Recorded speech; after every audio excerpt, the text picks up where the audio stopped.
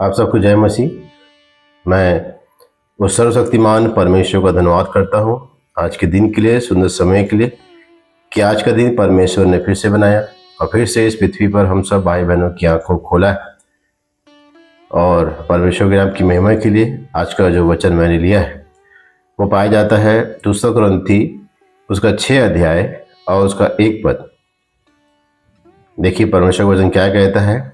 और हम जो उसके सहकर्मी हैं यह भी समझाते हैं कि परमेश्वर का अनुग्रह जो तुम पर हुआ व्यर्थ न जाने दो।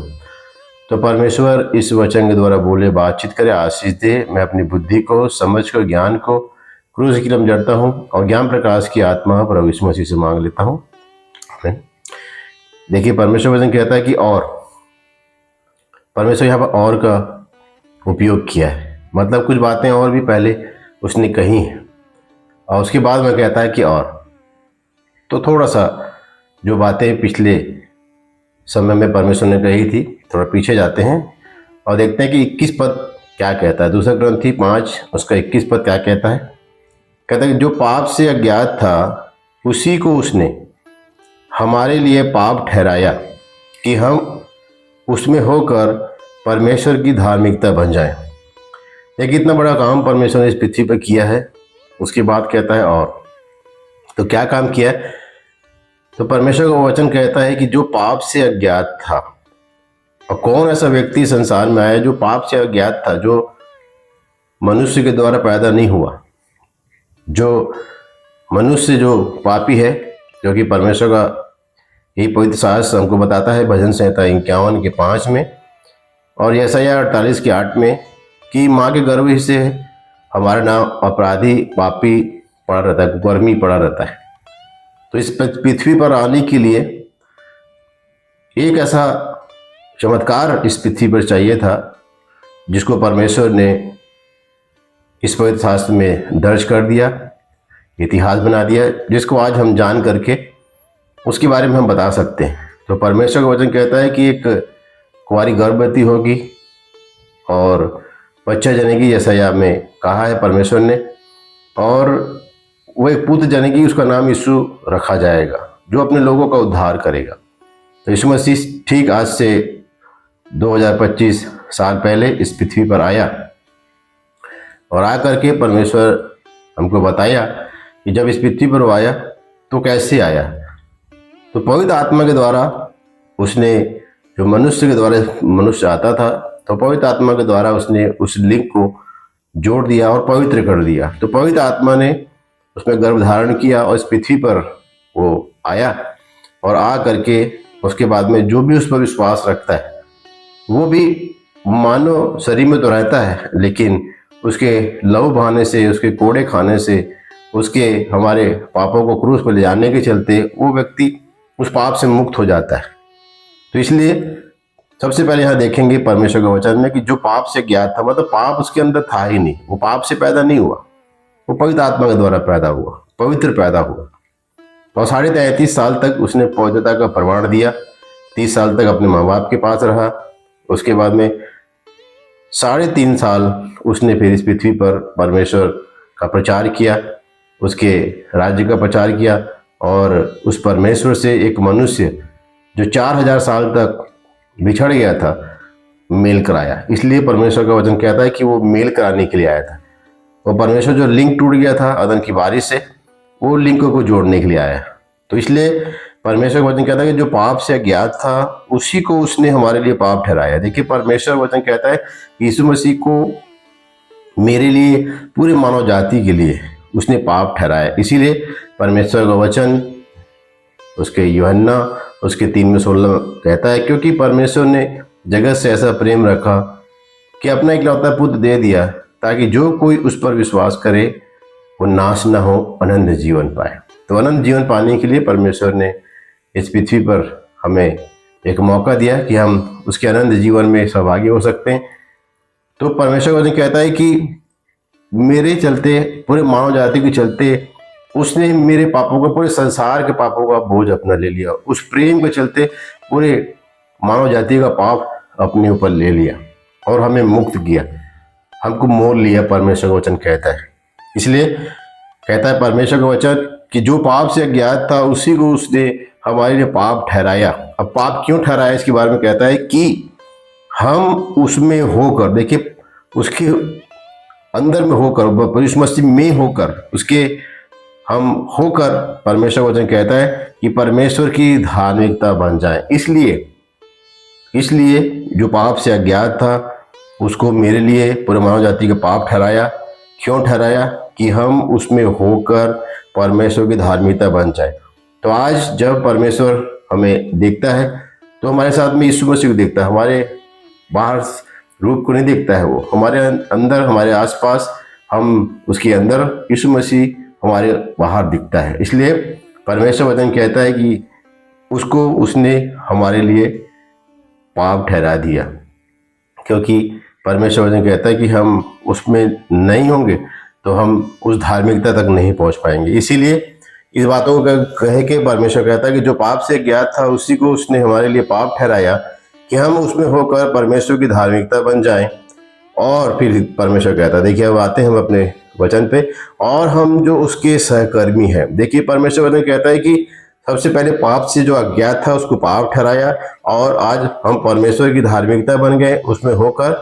और परमेश्वर वचन कहता है कि जब हम उसकी धार्मिकता बन जाते हैं तो परमेश्वर वचन कहता है कि फिर हम उसके सहकर्मी हो जाते हैं।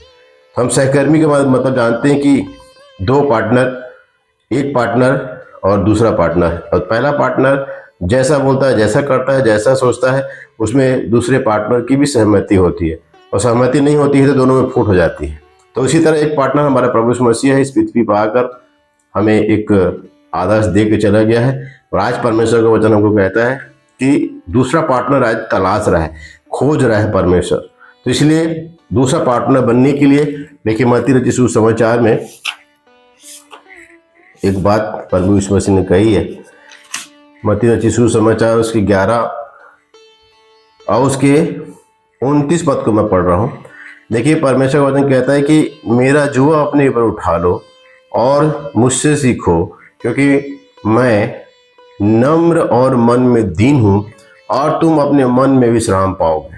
देखिए परमेश्वर वचन कहता है कि सबसे पहले जब यीशु मसीह हमारा पार्टनर बनता है तो हमारे मन के अंदर में जो असाध्य रोग लगा है, पवित्र शास्त्र कहता है, पवित्र बाइबल कहती है कि एक मनुष्य के मन में जो भी उत्पन्न होता है वो अशुद्ध होता है, बुरा होता है। इसीलिए परमेश्वर का वचन कहता है कि यीशु मसीह हमको सिखाना चाहता है कि मेरा जुआ अपने पर उठा लो। जुआ उठाने का मतलब जैसे एक बैल होता है और दूसरा बैल जब तक उसके साथ नहीं होता है तब तक वो हल जो है जोता नहीं जाता है। तो इसलिए पहला बैल प्रभु यीशु मसीह बन चुका है और दूसरे बैल की तलाश में है वो। इसीलिए कहता है कि मेरा जुआ अपने पर उठा लो, मतलब उसके साथ में जब हम उसके जुए को उठाएंगे, जो मेरे पाप रूपी जुए को उसने उठाया, अब मुझे बहुत सारी और भी खोई भटकी आत्माएं, उनके लिए भी वो जुआ उठाना है। और कहता है कि जब मेरे उस जुए को साथ में मिलकर उठा दूंगा तो ही मैं सीखूंगा। मतलब परमेश्वर का वचन कहता है कि जब उसको उठाऊंगा तो, आज उसके बोझ को कोई उठाना नहीं चाहता है, कोई पाप से मुक्त होना नहीं चाहता है, कोई बुराई से दूर होना नहीं चाहता है, कोई भी शैतान रूपी जो शैतान ने जो हमारे जीवन में ऐसा आराम रखा है उससे वो अलग नहीं होना चाहता है। क्योंकि पाप ही एक व्यक्ति का ऐसा आराम है, उसके बिना वो रह नहीं सकता, क्योंकि पाप के साथ ही संसार में वो व्यक्ति आता है। तो इसलिए परमेश्वर का वचन कहता है कि मेरा जुआ अपने ऊपर उठा लो और मुझसे सीखो। मतलब हम जुआ उठाएंगे तो परमेश्वर सीखेंगे। क्या सीखेंगे? देखिए कितना बड़ी बात परमेश्वर कहता है, क्योंकि मैं नम्र और मन में दीन। परमेश्वर कहता है कि परमेश्वर अपने सहकर्मी को सबसे पहले सिखाने के लिए, तो इस पृथ्वी पर हमको सिखाने के लिए उसने उस जुए को उठाने कहा है, दूसरा बैल बनने के लिए कहा है, दूसरा पार्टनर बनने के लिए कहा है। परमेश्वर का वचन कहता है क्योंकि मैं नम्र और मन में दीन हूँ और तुम अपने मन में विश्राम पाओगे। परमेश्वर कहता है कि हमारा जो अशुद्ध मन है उसके सहकर्मी बनने से, उसके उस पाप को अपने ऊपर से हटाने से, उसकी बुराई को दूर करने से, जो परमेश्वर वचन कहता है कि हम अपने मन में विश्राम पाएंगे। मतलब मन में जो असाध रोग लगा हुआ है उसका उपचार परमेश्वर कहता है कि हम उसके जुआ को उठाएंगे, नम्र बन जाएंगे, दीन बन जाएंगे और हम अपने मन में विश्राम पाएंगे। और परमेश्वर वचन देखिए एक और सहूलियत आगे दे दिया है, कहता है क्योंकि मेरा जुआ सहज और मेरा बोझ हल्का है। जैसे परमेश्वर वचन कहता है कि हमको थोड़ा सा ज़्यादा ताकत जब हमारा लगेगा, तो अगर हम नहीं सकेंगे तो परमेश्वर का वचन कहता है कि फिर उस काम को प्रभु अपने हाथ में ले लेगा। जो 99% परमेश्वर ने उस बोझ को थामा हुआ है, 1% भी हमको जब बुरा लगता है, जो भारी लगता है, तो परमेश्वर वचन कहता है कि वो 100% को फिर अपने हाथ में ले लेगा और कुछ समय तक हमको विश्राम देगा, आराम देगा। इसीलिए परमेश्वर का वचन ऊपर में ही जैसे हम पढ़ते हैं 28 पद में कि हे सब परिश्रम करने वालों, बोझ से दबे लोगों, मेरे पास आओ, मैं तुम्हें विश्राम दूंगा। तो इसलिए उसके पास जाएंगे तो विश्राम देगा। लेकिन परमेश्वर ने कहता है कि दूसरा बैल बनना पड़ेगा, दूसरा पार्टनर बनना पड़ेगा, क्योंकि पार्टनर ही दूसरे पार्टनर के उस सीट में बैठ सकता है, दोनों एक सीट में बैठ सकते हैं। इसलिए स्वर्ग में जो परमेश्वर ने हमारे लिए सिंहासन रखा है, वो उसी को बैठाएगा जो उसके सहकर्मी बनकर चलेंगे, उसके जुए को उठाकर चलेंगे, दूसरा बैल बनकर चलेंगे, दूसरा पार्टनर बनकर चलेंगे और उससे सीखेंगे। वो नम्र और मन में दीन था। परमेश्वर कहता कि मैं नम्र, मतलब शरीर में हमारे मुख से हमेशा नम्रता झलकेगी, उसी की बातें झलकेंगी, स्वर्ग की बातें झलकेंगी, पवित्र बातें ही झलकेंगी। और मन में, मतलब अंदर में भी वो सफाई कर देगा, मतलब हमको बाहर में भी सफाई कर देगा, हमारे अंदर में भी वो सफाई कर देगा जब उसके उस जुए को हम उठाएंगे, उसका दूसरा बैल बनेंगे। तो क्योंकि फिर अगर हमको भारी लगेगा तो वो सहज कर देगा, उसको हल्का कर देगा, अपने ऊपर ले लेगा।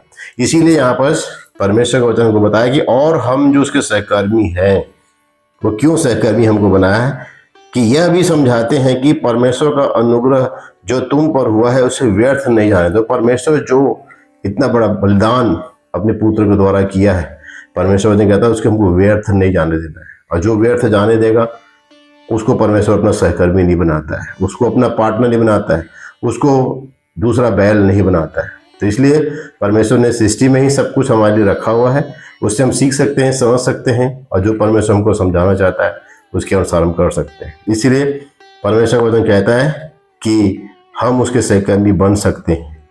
कैसे बन सकते हैं कि परमेश्वर वचन कहता है कि उसके अगर हम परिश्रम को व्यर्थ ना जाने दें, उसके अनुग्रह को हम व्यर्थ ना जाने दें, उसके उस बलिदान को हम व्यर्थ ना जाने दें। इसलिए परमेश्वर वचन कहता है कि हमें उस व्यर्थ जीवन से परमेश्वर ने बचाया है, तो उस व्यर्थ जीवन को दूर करके हम उसके सहकर्मी बन चले, मतलब उसके साथ साथ चले, उसके पद चिन्हों पर चले, जो उसने स्वर्ग जाने के लिए हमें बताया उसी के अनुसार चले।